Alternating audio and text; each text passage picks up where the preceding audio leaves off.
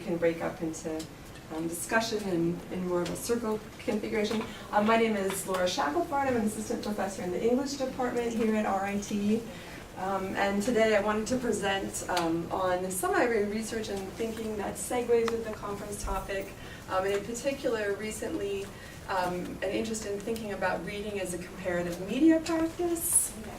And I'll try to say a few things about what that means to me, and in particular I'm going to present some sample texts that I'm describing as narrative misfits as a chance for us to think about some of the questions that come up about how to read texts today. All right, so I put on the left just one I guess snippet, I should say, after our Google presentation this morning from the collection Twiterature, and we'll talk about some more samples as well. But I wanted to just give one example of the kinds of questions that come up in terms of reading texts today. Things like, what kind of text is this? How does one go about reading this text? And how does that process impact what as well as how a text means?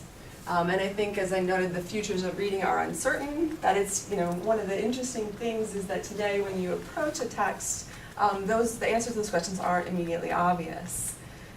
What I'm interested in my research and thinking is ways that it might be possible to inhabit these shifts in reading and writing, take advantage of them, to better understand the linkages between readers, texts, communication technologies, and the sense we have of being in the world. I think several of the talks, Joanna Drucker certainly brought that up, the sort of experiential impact of different media framings. Already today, or I guess yesterday, she brought that up. So I should note that I kind of assume, and I think you'll see this in the discussion, I do assume that communication technologies transform our relationship to texts, that they're not just sort of passive or secondary conveyors of information.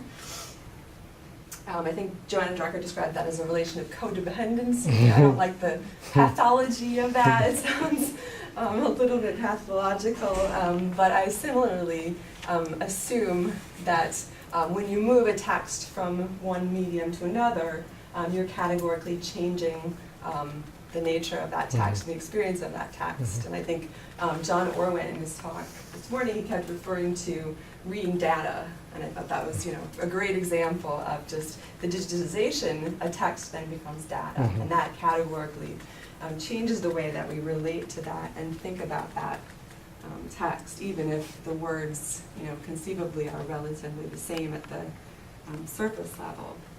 So I'll go ahead and I'll pass out two samples from the collection Twiterature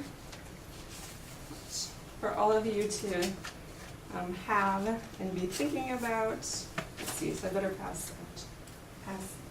There are two sheets. Oops. Pass around.